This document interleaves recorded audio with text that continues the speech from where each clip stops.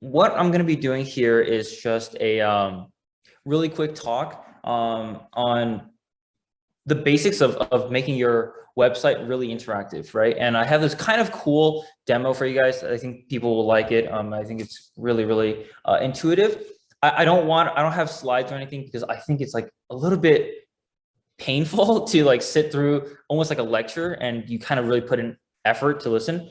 So I have this like demo that even if you don't know any coding, you can still kind of follow along and see what I'm doing, which is the beauty of light coding, which also means that if there's a mistake or something, you get to see me debug it in real time, and that's going to be a little bit of a pain as well. So first thing I do want to get is make sure that you guys all have all the relevant links. In this case, there's only one link that I'm doing, which is this long thing, but I realized that's really long. So let me make this small again. So I have a quick tiny URL. So if you're not looking at the recording of this and you're doing this live, you can type this in really quick and take a look. Essentially, all this link goes to is, let me see, this thing, which is just the GitHub page for all the code that I'll be writing. Right now, we just have the basics folder, which is just the starting code that I'll have. I'm going to be editing the exact same code base in this folder, live demo. And later, I'll just upload it all up, and I think I'll put it in the final or something. So you guys can see what we're at. It's the very start, which is just this. There's a basic index.html, script.js, and style.css folder. And I'll cover over these really quickly in case people need some brushing up. And yeah, and then we'll jump right into it. So yeah, this is pretty much the only link. I guess there is one more link that I could add, which is this one.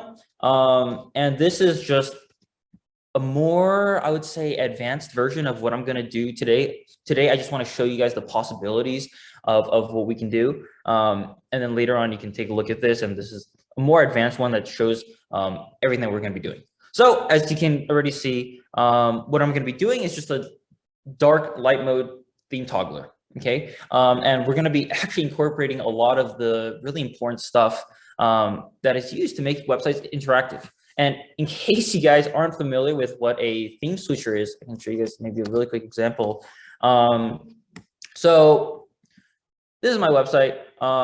And if you notice, by default, okay, I don't know why it's in dark, but essentially here's like a dark mode website, right? You have a black background, the text, it's really easy on the eyes. If you're on your phone at like 3 a.m. or something and it's like completely dark out, a light mode would really hurt your eyes, right? And so dark mode is a very common feature these days, but also the ability to switch between light and dark. So if you look at this toggle that I have here, if I click on this, boom, it switches it to a light mode, and it switches back, of course, and it saves the current state that it's in. So if I close this in light mode and I reopen it again, it'll show up in light mode.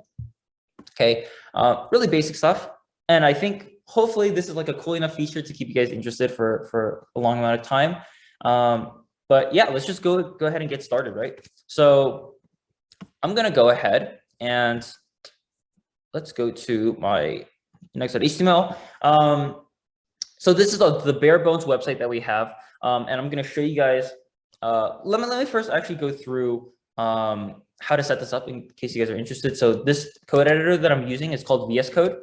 You can just install it, just Google VS Code, and it should be this one, this first one. And I open it up, and I have these index. I just have like HTML files, CSS, and JavaScript. So how do I run this code, right? You can just open it up in on your computer, just double click it. Or the way I'm going to do it is I'm going to use an extension here called Live Server. And it's created by this guy named Ritwig Day. I installed this. And once I install this, it allows me to, let's close this one. On the very bottom right, I have this new thing that pops up that says Go Live. And I can click on this, and it will open up this entire folder in the browser. So the beauty of this is that if I type something here and I save this, it automatically refreshes the website, so I don't have to change anything. This is just a testing thing when you're writing code. It's really helpful. But yeah, that's the infrastructure that I have set up for this workshop, and you guys will see pretty much how we built this thing, right? So this is just a very basic HTML, which some of you guys should hopefully know already.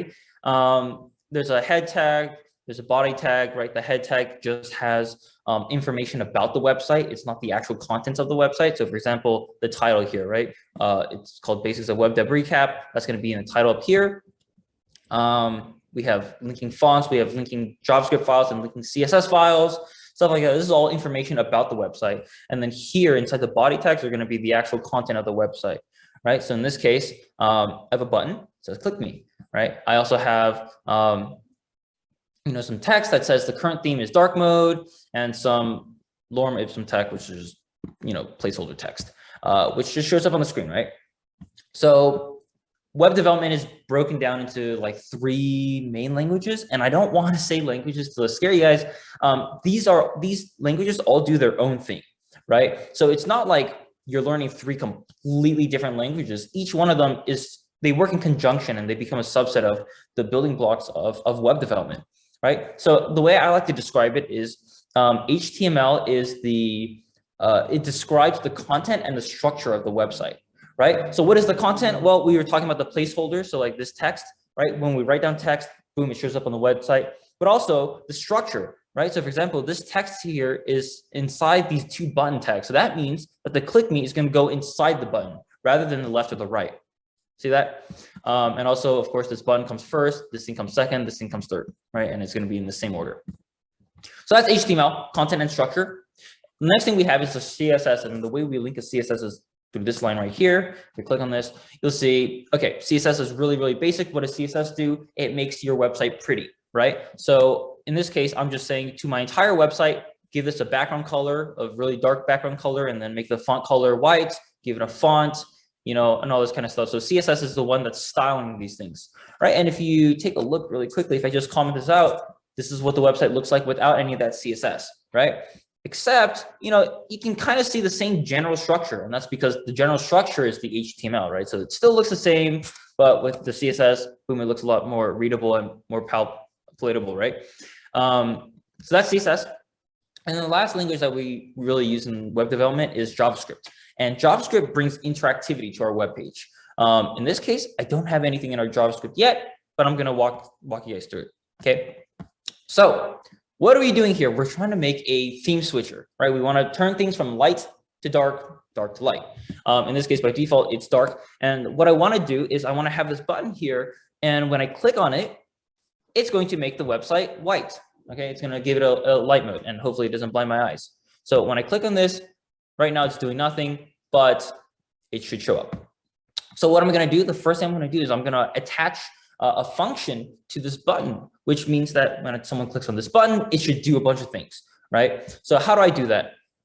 There's going to be a couple ways to do it. And if you look at other tutorials online and stuff, there's going to be different ways of doing it. So don't think like, oh, I learned it one way from another place, and then this other place is telling me to do it this way. Now I'm confused, right? You can do both ways. You can do one or the other, or you should pick one or the other. But don't feel like you're a little bit lost because like, oh, I thought I learned it this way, but now they're telling me a different way. They all do the same thing. So the way I'm going to do it is called inlining. So I'm just going to say every single one of these HTML elements has a attribute or has multiple attributes, and we can assign attributes to these HTML elements themselves. So in this case, I'm going to add an onClick. And the name is kind of self-explanatory. What does this do? When this button gets clicked, right, execute everything inside these double quotes as JavaScript, right? So I can have something like Console.log, and I say, hello. What does Console.log do? It prints it. So if I refresh, or I don't have to refresh the page, but if I click this button, boom, it's going to print hello. But where? So if you guys ever, want to show your report card to your parents online and you don't want to hide your grade, you go to inspect, right? And you change the actual text in here. I did that a couple times. In this case, we're going to use it to debug, right? So in the very top, there's going to be a console tab. Really quick, I'm using Firefox, but Chrome is going to be the same. In Safari, you have to do a little bit of extra work to get to here. But essentially, look at this. It says console.log, hello. I click on this button. boom, it prints out hello in the console, right? It's just logging it into the console. That's what it does, right? So this is the main way that we debug things. This is how we have print statements, right? You can't really get to it without opening up the developer tools. So it's not for regular people who are accessing websites to look at. This is only for us. Okay, so when I click on this button, boom, it prints out hello. That's how I know that, hey, when I click on this button, it's correctly executing this function or this JavaScript code, and it's working just fine. Okay, but we want this function to do a lot more than just print out hello. And so what we're going to want to do is we're going to want to put all of our JavaScript code inside a function, right? And yeah, so I just double check the chat, make sure I'm not missing anything. If you guys have any questions, let me know at any time, right? All right, so our onClick, in this case, we're executing just JavaScript. So in addition to just having a command here, we can have a function. So I'm going to call a function here called toggle click. And I think I deleted some extra things. Bring that back. Okay. So here I define a function here, or I'm calling a function called, you know what, let's call it toggle theme. Actually, this makes more sense. So when this button gets clicked, we want to call this function toggle theme, right? And what happens if I click on this button? I'm going to get an error here. And this error says uncaught reference error, toggle theme is not defined. And that's because we're calling this function, but we haven't told, you know, the website what this function does or anything. So we're going to go into our script.javascript file, and I'm going to create a function. And the way you do it is just write function and the function name. I think I called it toggle theme. And let me just add a quick console.log. Hey, this function is called, and it's misspelled. That's on purpose. And so if I go ahead and take a look at this now, boom, I click on this button, and so what happens is I click on this, it calls this function and says, hey, this button got clicked, execute this code in JavaScript. What is this code saying? It's saying to call the function toggle theme. Is there a function called toggle theme? It looks in the JavaScript file. Yes, there is. So it's going to immediately execute that, and boom. Okay. Now we've just linked a JavaScript file as well as a function to all of our code. And now we can do whatever we want here. Okay, so what do I want to do first? I want to add some level of interactivity. So what is a really basic thing that I can do? All right, how about this? So right here, it says the current theme is dark mode. As soon as we click on this button, we want this to say the current theme is light mode. Okay, very basic change. Let's go ahead and do that. How do we do that? Okay, so there's another attribute in HTML called ID. So it's similar to onClick, except this is ID. And what ID does is that it gives it every HTML element, or that specific HTML element, a unique identifier, right? So you can only have one ID per web page, or one unique ID. And so in this case, I'll just call this current theme. How about that? Okay. And what does an ID do for us? An ID allows us to target this specific element and manipulate it with JavaScript. Okay. So what element? Well, I put the ID on the opening span tag, so it goes all the way to the children and then the closing span tag. So this entire thing is the ID of current theme. So how can I access this? Let's close this. So how can I access this? Well, I can do something like this. I can say documents getElementById, and the ID, I think I called it current theme. I hope I'm not wrong. And this is accessing the HTML element itself. So this is a built-in function of JavaScript, or at least JavaScript in the web. You can access the document, which document is just the entire web page, and you can say get a specific element by ID. And well, which one is it? It's going to be this thing, right? And what we want to do is we can set the inner HTML, so .inner HTML equals to light. And I believe this one should be capitalized. All right. So what happens now? When I click on this button, it's going to look for an HTML element with the ID current theme, and then it's going to set the HTML inside of it to light. What does that look like? Boom. Okay, all of a sudden it changes to the current theme is light mode, right? So this is a way that you can dynamically change things in your code or on your web page, right? So this is how you can see JavaScript is bringing a little bit of interactivity. What does the entire process look like? Well, I click on this button, right? I click on this button right here. What does it do? It triggers this function, right? And then it has an onClick here that says toggle theme. boom. It calls this toggle theme function. Where is it defined? Here. What does toggle theme do? It's going to set the HTML text to light. Okay, so it's like this whole process where you click on JavaScript. So I guess in general, it would go, you're clicking on something on the web page, which is the HTML. It's going to call a JavaScript function, and then JavaScript in turn is going to update the web page, right? And so this type of programming is called like event-driven programming, where all of the code here, notice this code doesn't do anything until a user triggers an event. In this case, the event is an on-click, but there's all sorts of events, right? There's mouse hover, so on mouse enter, on mouse leave. When the web page loads, so on load is another one. There's so many of these event handlers, and you guys can take a look at all the different ones online and just look it up and see which ones you like, right? Which ones you think it makes sense, and that's like the way to learn, I think. Okay, so in this case, we've changed the text from this current theme is light mode to dark mode to light mode, but also the website itself did not change. Right? So we want to actually change this to a light mode now. How can we do that? Okay, how can we do that? Well, similar to how we targeted the inner HTML here, we can do something similar with the body. So if you look at our CSS styles, right, the background color and the color is these styles are being applied to our body element, right? Which is just this entire thing, which in this case, if you notice, it's our entire, visible part of our website. Okay, so how can I change the CSS styles, right? And we can do that in JavaScript. So, why is this over here? I may have moved this, bring this back here. Okay, so how can I change the CSS? Well, I can do something like documents. And since every website only has one body, you can do something like this instead of having to attach an ID to it. So I can say document.body, and rather than using .inner HTML this time, we're going to use something called .style, I believe. And then every style, there's a bunch of CSS styles. Which one do we use? We're going to use the background color. Background color, and we're going to set this equal to, set it to white. So what happens when I click on this?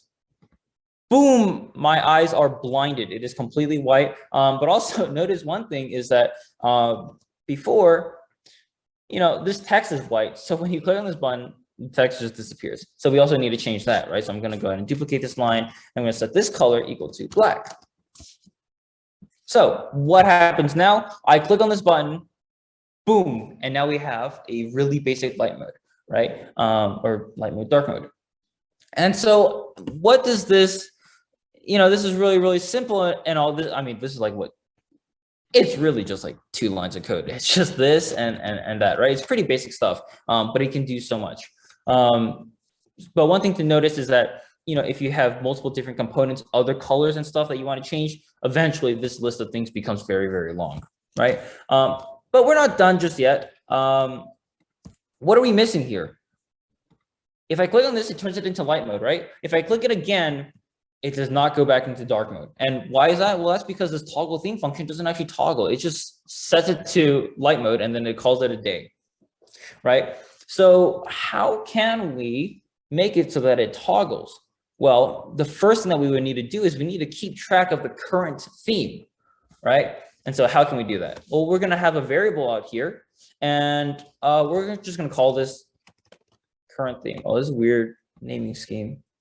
Let's call it, let's just keep it at current theme. So what is the current theme equal to? Well, at the very start, it's dark mode, right? So we can just call this dark. You can use a Boolean if you'd like, but this one makes sense, right? So I'm just going to say the current theme is dark. Okay, great. I have this variable out here that just says current theme is dark. It doesn't really do anything.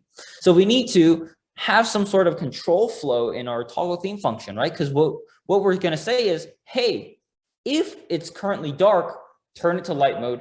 If it's light, turn it to dark mode, right? So that's going to be a pretty basic if statement. If, the current theme is equal to dark, then go ahead and turn to light mode.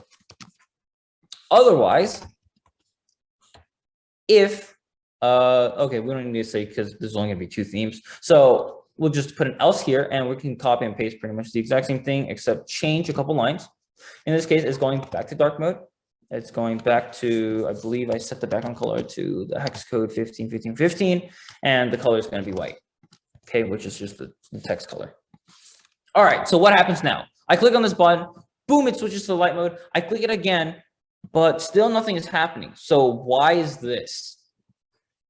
Well, the reason why is because we never changed the value of current theme, right? As soon as we set the current theme to dark mode, we need to change the actual variable to current theme equals to light, right? And do the same thing for dark mode.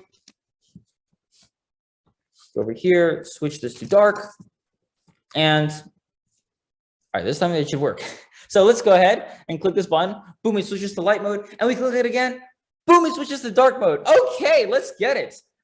This is pretty simple, right? And you already have, like, you've covered so much stuff, right? So the first thing that we've covered is how to change the actual text, or it could be more than just text, right? It could be, this is setting the inner HTML. So technically you can have like a whole image here. So like I can say image source, what's an image link? Let's just use one that I know. Watch/splash.png, I think is one. Okay, so if I click on this, boom, instead of saying light, it has a whole image here instead, right? So this is more than just text. Know that you can write HTML in here as well. All right, let's bring this back to light and keep the correct capitalization. All right, so we have now a basic theme that works and it toggles back and forth and we're happy with it, right? It's pretty cool. So what else can we do here? Well, okay, let's go into CSS transitions. This will be fun. Notice how this is kind of abrupt, right? It's going from immediately flashing light, dark, light, dark. And, even if you're trying to change from dark mode to light mode or light mode to dark mode, just the flash of change is going to hurt your eyes. So what CSS has is something really, really cool and powerful called transitions. And what CSS transitions are, it says that if a certain CSS style is being changed, rather than changing it immediately, we want you to transition this change, okay? And so this is really cool. I love this part. All right, so how do I do this? I can add another CSS style called transition. And I say, hey, I realize that the background color is changing. So I want this background color to change over the course of 350 milliseconds rather than instantly, right? And also not just background color, but I also want the text color as well to change. And let's see what this looks like. I click on this button. Ooh, that's kind of pretty, isn't it? I love this. Okay, so notice I literally just added one line of CSS, and we now have like a really pretty animation, right? And this, of course, CSS transitions apply to more than just background color. You can do this for sizes. If the height changes or the width changes, you can do that. What else? Box shadows, borders. There's a bunch of CSS styles that there's transitions. Some things are not transitionable. So for example, font family, you can't really transition from one font to another if you change those things. But background color, right, and colors, these are all technically under the hood. These are all just numbers. These are hex values, so they can actually interpolate the values, which is the name for it, which is like instead of going from 15, 15, 15 to F, which is 255, 255, 255, it goes 15, 15, 15, and then the next 10 milliseconds is going to go like 17, 17, 17, 19, 19, 19, and so it changes these values. So if it's like a numerical unit, it's very possible that it can be CSS transition, okay? And so these are the ones that I'm going to use, and yeah, it's so pretty. I love this. It looks so good. Yeah, I think this is like the easiest thing to make your website look really, really pretty. And so this is like the basics of theme switching, right? It's really, really basic. I click on this, it changes. We've gone over changing the text. We've gone over changing the colors. And yeah, okay, so let me go over some alert and Ajax here. I just want to make sure that everything in the theme part is good. Right, okay, so we've covered executing JavaScript and all this kind of stuff. So we kind of have a lot of this stuff. Okay, cool. Yeah, so I think if there's no more questions about basic theme switching, and of course, all this code is going to be online in which link? In this link, and so this link that I covered, and also this is another article that I did for, I guess, slightly more advanced level, because of course this doesn't cover everything in theme switching, right? It covers it only just does the basic thing. It doesn't save the value. It's not very scalable, right? So if you're working for Facebook or Google or something, and you have, thousands of web pages with thousands of lines of CSS, you don't want to have, an individual line for every single style in the world, right? But yeah, okay. So now let's go over some really basic stuff. Alert and Ajax sounds good. Okay. So our text block, if the user accidentally pressed submit. Okay, right. So alert is a really interesting thing. I'm going to talk about alerts really quick. And so I'll keep this part. But what does alert do? There's a function in JavaScript called alert. And this isn't really something that you would want to use in production level websites. You will never see, let me just show you, hey, this is an alert. Let me show you what an alert does, okay? If I click on this button, it'll trigger an alert, and it'll say, boom, it's a pop-up. An alert is essentially just a pop-up, and it says what it says, and you can't do anything on the web page until you click OK, okay? If you want to do a pop-up in web development, you don't normally want to use alerts. And the reason why is because alerts, you can't style this. First off, this, every alert looks the same, unless you have different browsers or whatever. A different browser will look a little bit different. But notice how in our website, we can add some CSS to every single one of these things, right? In this case, a pop-up can't really do that. You can't style it. All it takes is this parameter, which is this string, all right? And that's the first issue. The second issue is that this is a blocking change. Notice, first I do this alert, and then I toggle the theme, right? So if I click on this button, this should toggle the theme to dark mode to light mode. I click on it, look what happens. This alert actually stops everything on the web page. So it won't let us continue onto this next part until we click the OK, right? So this is a synchronous blocking change. And it's another one of the reasons why you generally choose not to use alert. What is the one time that you see alerts? I use either alerts to test, right? Especially if you're like testing on something that doesn't have the developer tools and you can't pop open this console to the side, alert is really helpful for that, right? Also, the stopping part, the part where it stops the entire website, is actually kind of helpful as well, because sometimes, if something is going wrong right before these things change, you can pop an alert in there and then take a look at, hey, what is the state of the website look like right now? Well, okay, well, it has all this kind of stuff. It has, currently the value is whatever. So this is another reason for alerts to be useful. So there are use cases for it. Just try not to use this on a production level website. If you actually notice, people really hate pop-ups. Actually, a lot of people, I'm sure you guys all agree, pop-ups kind of suck. And especially if there's more than one pop-up, right? And so pop-up is kind of like, it's like it's not a very good use case. So how would you have a pop-up then? Right. So we were talking about like how not to use alert, but how would we create a pop-up? Well, we can create a pop-up. Once again, the thing with web development is there's a billion ways of doing the same thing. I guess one quick way that we could talk about is using display block. Yeah, let's do display block. All right, so what I'm going to do is I'm going to kind of alter this code here. I'm just going to comment this out so we can keep it for later. So rather than toggling a theme, this button will make a pop-up show up, okay? So how can I make this pop-up show up? Let's make this entire thing a pop-up, actually. So I'm going to go target this information here really quick, and I'm going to make it a pop-up looking thing. So what am I going to do? I'm going to give it a border of, actually, no, let's not do a border. Let's do a box shadow. And we'll set it to like 0 pixels, 0 pixels. This is going to be spread, and then and then no blur and then spread. So it's going to be 10 pixels, 2 pixels, and let's make it black for now.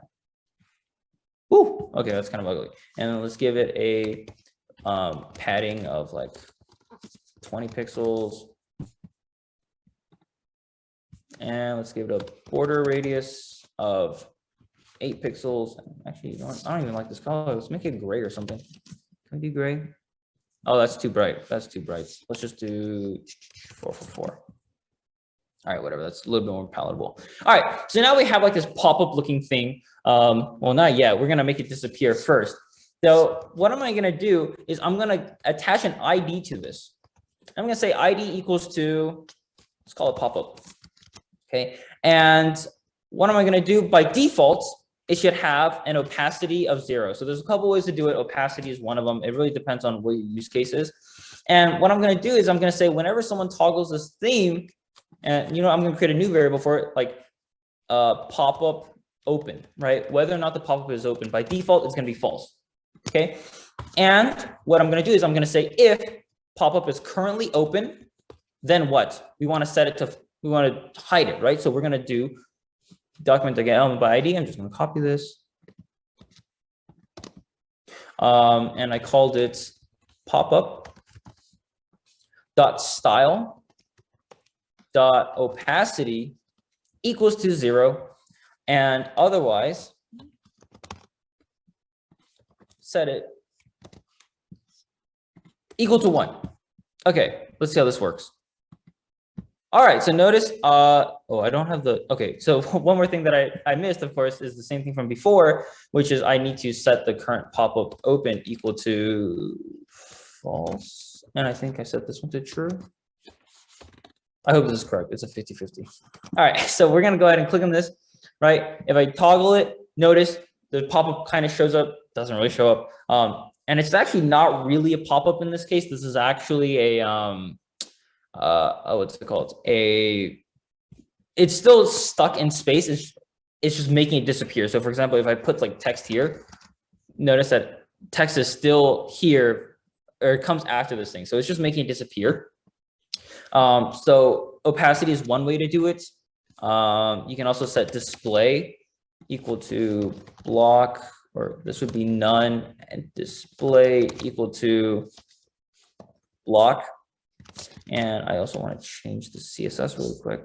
So this. So now notice it actually completely removes it from the website. You see the text going up. Display just means, does this thing exist on the web page or not, right? The other one was just setting the transparency of it, which is what opacity is.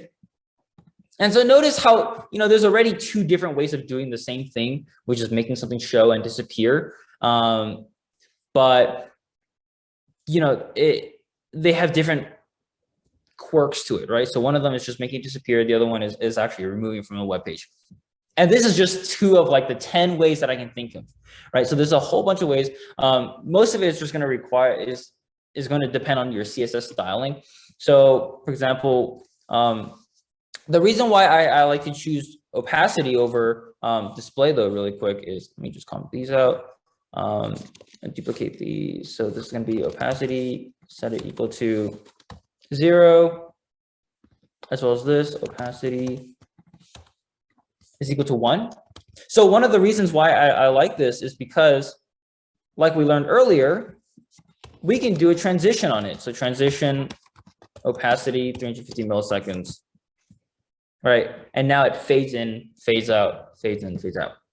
Right. So notice how we can really just, everything that we learn, every new thing that we learn, we can apply everything that we've learned before to it. Right. In this case, we can apply transitions to everything, which is really cool. You can't use it with display block, which makes a little bit of sense.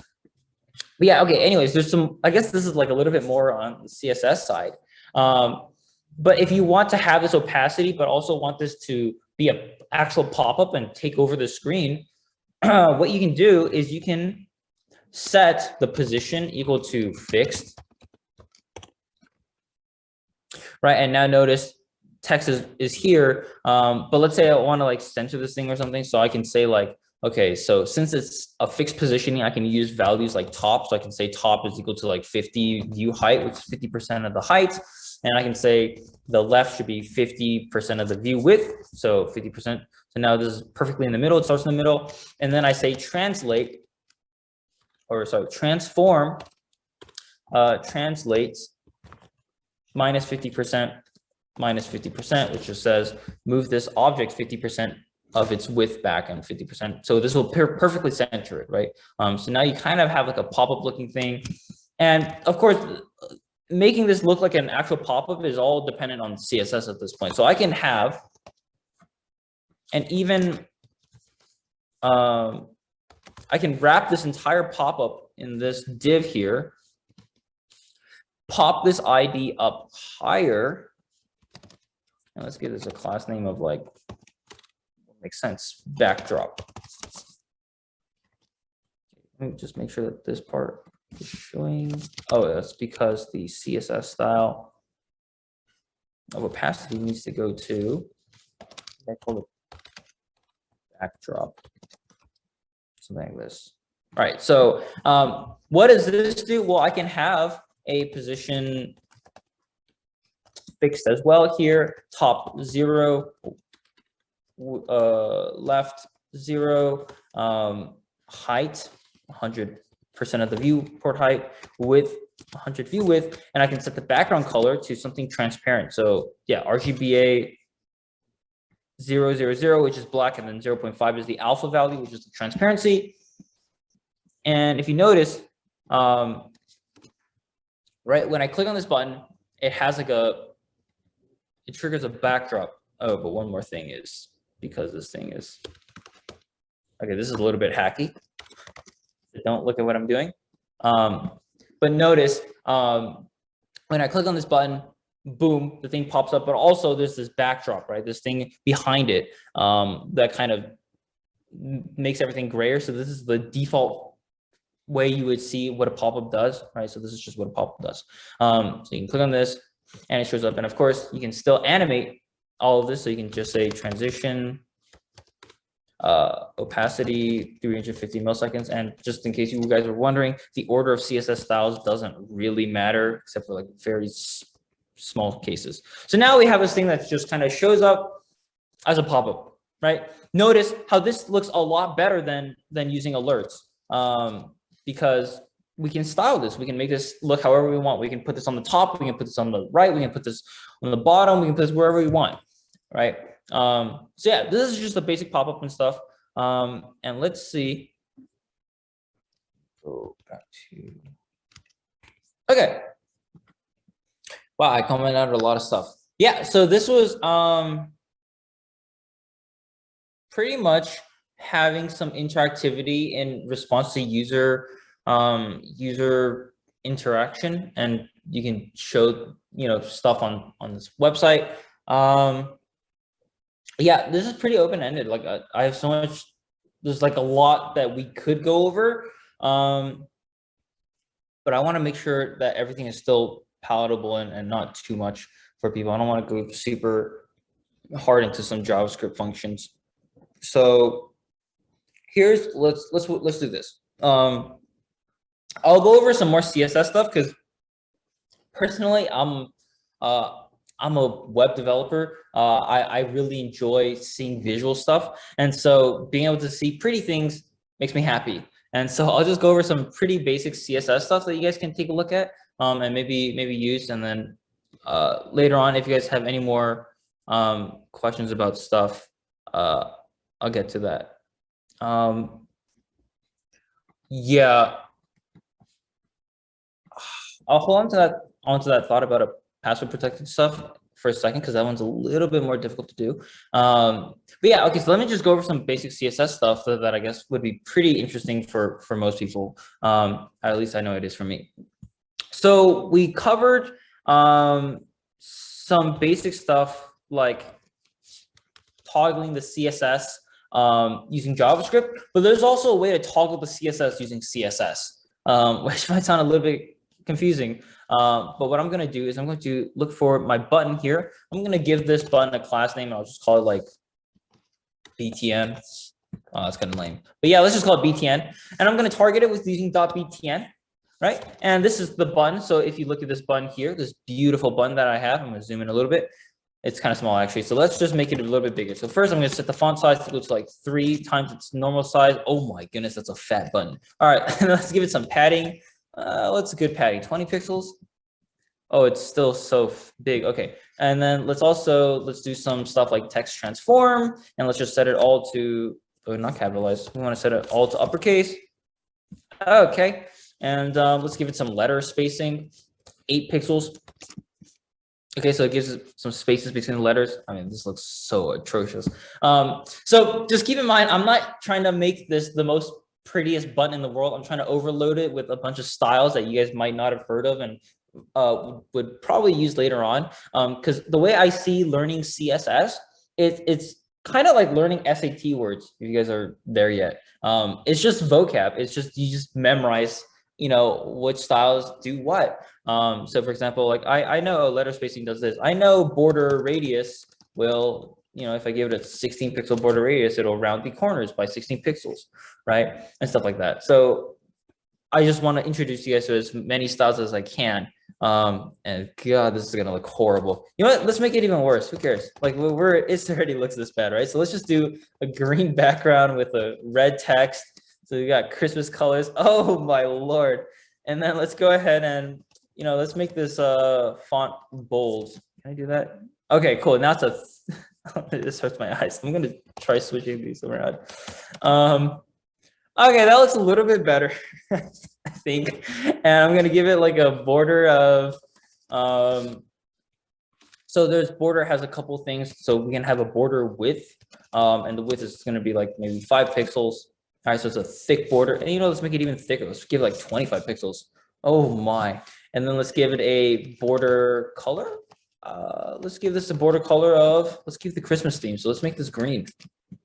Oh, yes, that's perfect. And then let's go ahead and add a border style, I think. And then we can do something like dotted.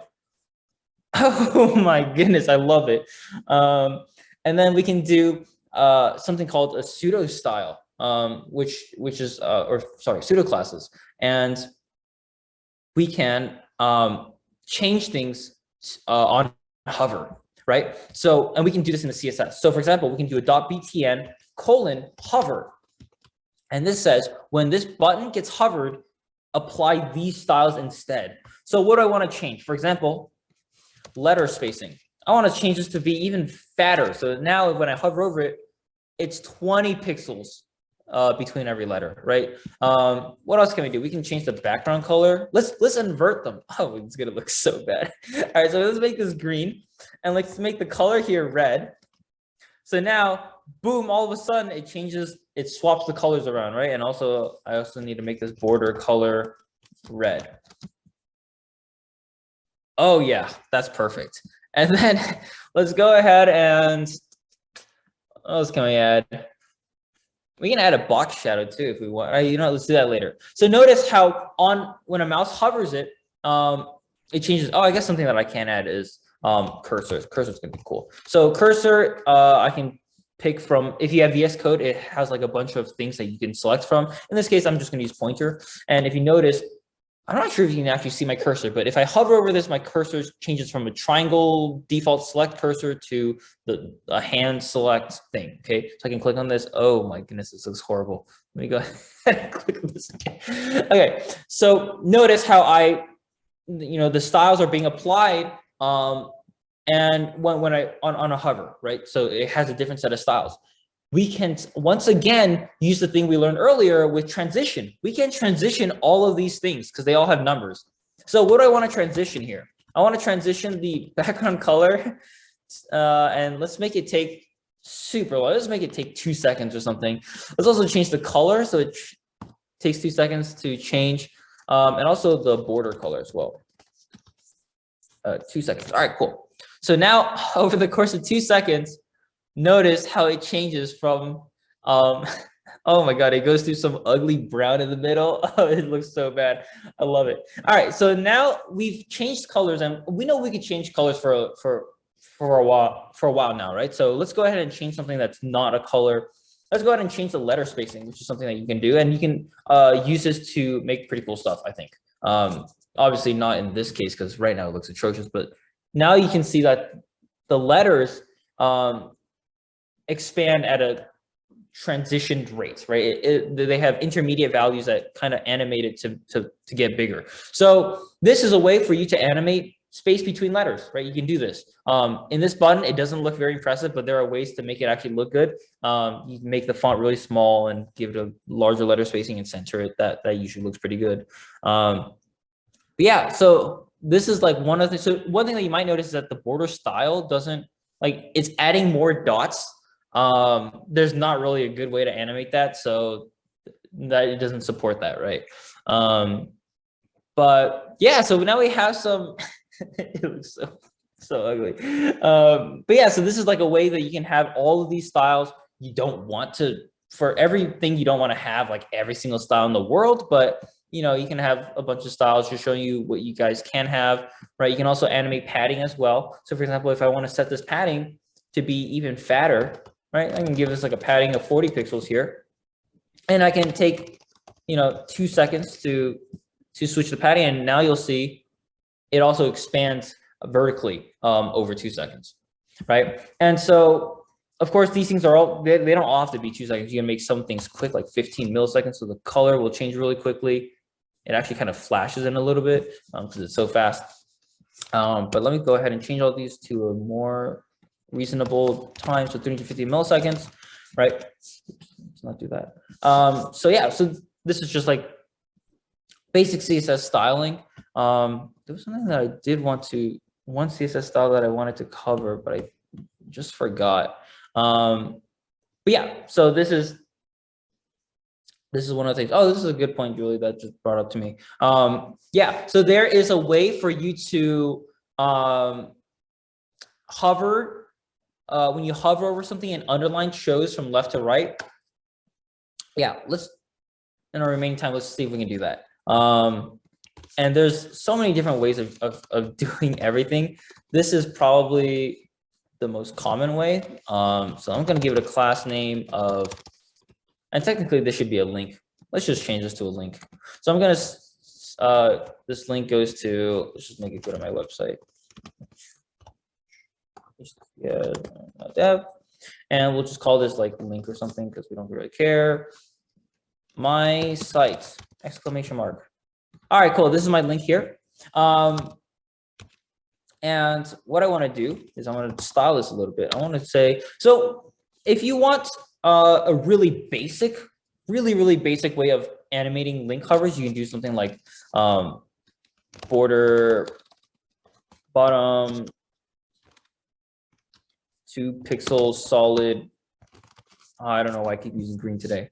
But notice how there's like a, oh, I do need to get rid of the default text decoration, which is underline for links. Theory, it should have gotten rid of it, but I don't even know what that is. That is, take a look. Click on this and take a look at what styles are being applied here. Oh, I set it to underline. I should have set it to none. Okay, cool. So now there's no underline, but there is like a fake underline, which is my border bottom, right?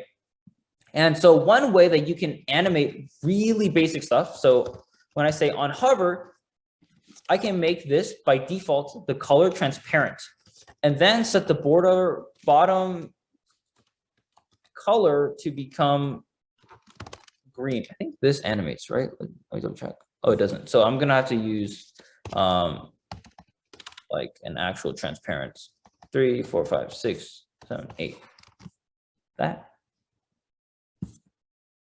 Oh, I didn't transition border bottom. I think I can do that. 350 milliseconds. Let me go ahead and add this. Yeah, so this animates like the border on the bottom. So this is like one way to have like a really simple one, but the one that we want is one that kind of travels from the left to the right and goes the entire distance, right? So this border system will not work, but I just wanted to show you guys that there's, you know, if you're pressed on time or for whatever reason, you don't need to overcomplicate every tiny thing. but I do enjoy this kind of style. Okay, so let's just do this link thing where we can have a thing underneath it. And if you guys aren't sure what I mean, I'll go over it really quick. So the way you do this is, since border is always going to be the length of the thing that it's the border of, we need to have a separate element. So you're gonna have to have something called an after, which is called a pseudo element, I believe. And what this does, and let me just show you, height 20 pixels, width 20 pixels, content this, I think, and then let's give it like a background color of like red. Where does this show? Oh, it's technically right here. Oh, because I need to make this a display block, I think. Something like that. Okay, so now it shows up all the way down there. Why is it all the way down there? And I can do like a position absolute. I think like top 0. Would it be absolute? Or I think it might be relative. Why is it going? Oh, it's because it's on a brand new line. If I do inline block. Okay, so then I can do this. And then let's see if I can make the left 0. Is this a thing? And I make this absolute. Maybe. Okay, I don't want to worry about positioning too much really quick. But essentially, you can create elements on top of things. And you can also animate them. So it's like when you hover over a link, you want to trigger the after part of it so that the height, let's make the width of this like 80 pixels or something like this. Okay, and then you can also transition width as well. So transition with 350 milliseconds. Okay, so I don't really want to scare anyone because I know it's a really confusing here, but I just want to show you guys like all the things that you can do with CSS, right? So the point is I'm supposed to move this thing underneath it. So like when you hover over the link, or maybe I should make this height a little bit smaller, like 2 pixels or something, right? So this would be like an underline, and when I hover over the thing, it kind of I don't want to actually click on it. When I hover over it, it changes the width and it kind of expands. I can also make the 0 as well at the start so that it completely disappears. So like when you hover over it, it creates a line underneath it, right? And also I think it's too jagged around the edges, so I can do a border radius of 1 pixel. Okay, so notice how I'm using CSS to like do a lot more wild things visually, and that's the point of CSS. CSS is to make your website really pretty, and of course it can change its own styles in response to certain things like hover.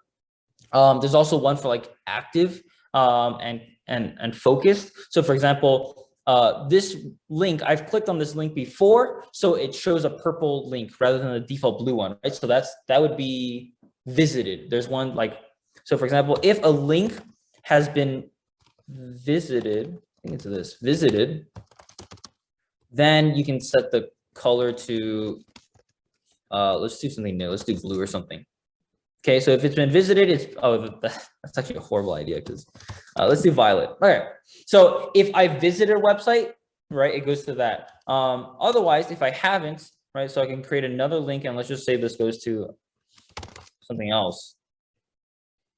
See, so this is the difference, right? They have the exact same CSS styles, but one of them I've clicked on before, and so it will show up as pink. The other one I've never visited before in my life, and it shows up as the default color, right? So there's a bunch of, so there's hover, there's active, there's focus, there's visited, there's a bunch of states. I think these are called pseudo states, and then these are pseudo elements, which creates a brand new element. You can actually literally see the element itself. If I click on this, it creates an element here called after, and you know, when I hover over it, it animates after, right? So I just wanted to like demonstrate to you guys all the stuff that you can do in CSS.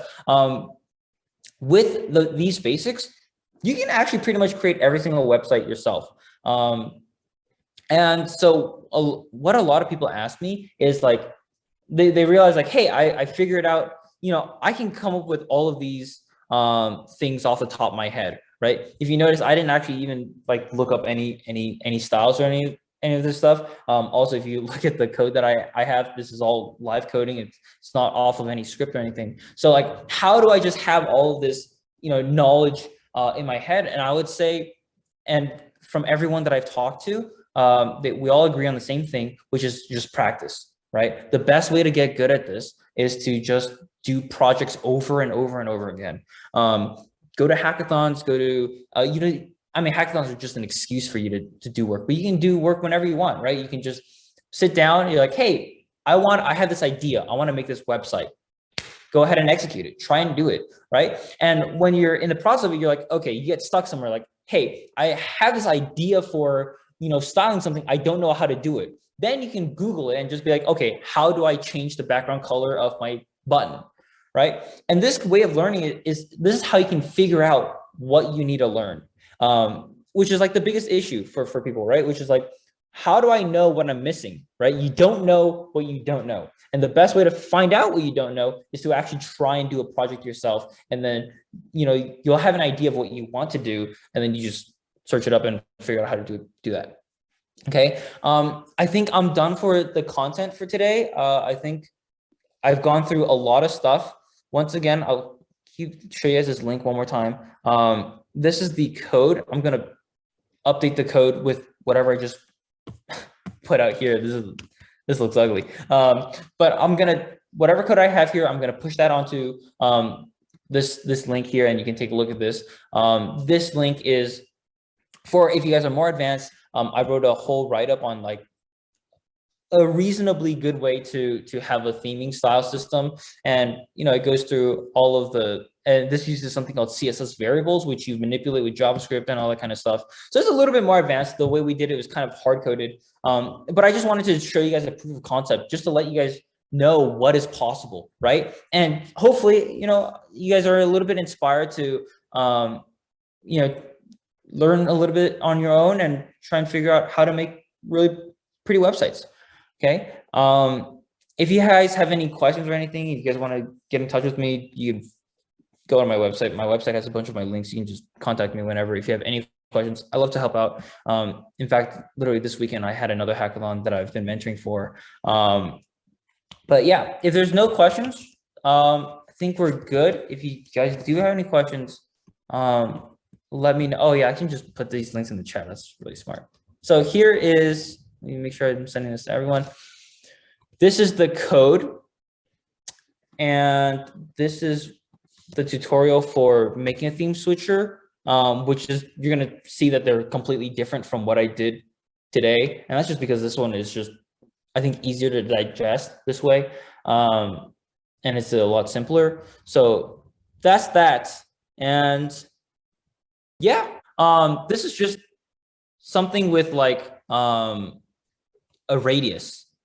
It's just like a regular button, right? So for example, this thing, it's if this radius was a little bit bigger. So for example, taking a look at this one, where I change this border radius, I can set this border radius to be a little bit bigger, like 50 pixels or something. Okay, let's make it even more bigger, like 100 pixels. So notice how this kind of has the same almost outline as this thing, right? And then inside here is another circle here. There's a circle. Yeah. So if I'm hovering over it, you'll see that this is just this tiny circle here. And when you select it, I think it literally just moves it. Is it this one? Is it this one? This one maybe? Yeah, so it moves it to the left by 27 pixels. Watch, I'm going to uncheck this. Actually, let me show the dark. So I'm going to uncheck this. You'll see that it moves back to the left. I check this, boom, it goes back to the right, right? So it moves it to the left by 27 pixels. And also there's a transition here. This is one way to transition literally everything, but essentially this is just transitioning the left part. Make sense, right? This is all CSS. It's not even that much. The only thing that is JavaScript here is like actually moving like giving it a true false value, like how we did the toggle earlier. But the actual animating it and making it look nice, that's all CSS, right? So makes sense?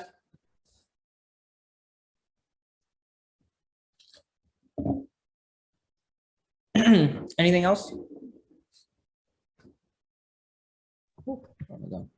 I saw that your hover thing, like your mouse, is like a round circle too. Like, how did you create that? Yeah. So maybe I can just pull up the code for that. Let me see. This is going to be inside here. Okay. So the code for that is, oh, I already have it open. So I mentioned earlier that there is like more, where's my thing? Okay, so there's more than just, so we talked about earlier, we talked about this on click, right? Buttons have an on click, but there's other things like also on mouse. I mean, you can see the autocomplete. There's on mouse down, on mouse enter, on mouse leave. But I think the one I want is on mouse move. And also I want to call a function here like move or something here. So let me go ahead and create a function here called move.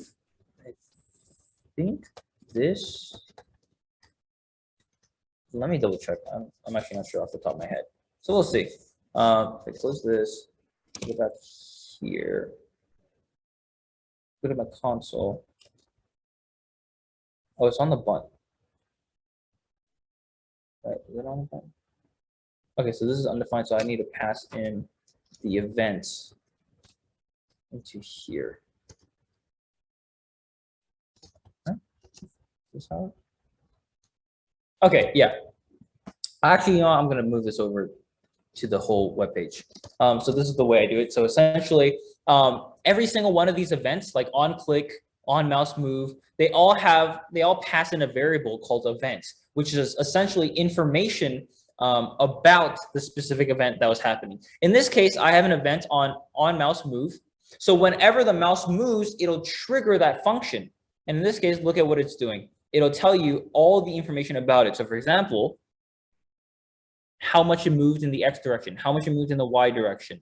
What is it hovering over? In this case, it's hovering over a button, you know, and this is information about the button itself. Relative to the screen, X and Y, how far along is it? It's 591 pixels in the X direction and 275 pixels in the Y direction down. So using these two positions, or actually I think I use these ones. I don't know what the difference between screen X and screen Y is. But I think this X and Y value. And I use this thing to generate another HTML element with a left and right fixed positioning at that location. So if you take a look at this really quick, where's my mouse? Okay. So what this is essentially, it's just a circle. Okay, right click inspect. Hopefully it doesn't. Right click inspect. Okay, so if you notice, this is. Oh wait, where is it? It's going to be. It's not selectable, so it's actually here. Okay, so it's actually just a circle. This is just a circle, and then here's like some text in SVG, and it just rotates over and over and over again. That's just a rotation thing.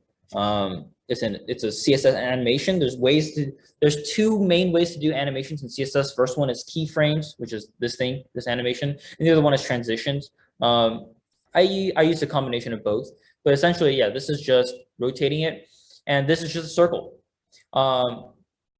And what hopefully I showed you guys earlier. So remember how there's an original target thing, or actually it might just be target. So what is target? Target is just whatever it's hovering over, right? In this case, I'm hovering over this thing, I'm hovering over a link, and look, it says the target is a.link. So it's targeting the link, right? Earlier, it was targeting a container, now it's targeting a link. So what is it currently hovered over? And I have a piece of code in my move function here that says if it's hovering over a certain element, change the text. So in this case, it says scroll down. If it's hovering over this thing, then change it to toggle theme. If it's hovering over, this thing, it says scroll to the project, right? And if I hover over this, it says inspect modal and then all that kind of stuff. And of course, if I, switch the language, it should also switch that as well. So yeah, like a lot of this, I think it's like, I think people can immediately start doing this stuff. It's not going to look as polished as what I have. And that just comes with experience of just doing the same projects over and over and over again. So I think it's all very doable and it's understandable for everyone. I think when you look at this code, it makes sense immediately. It's kind of intuitive what is happening, right? But yeah, if that's it,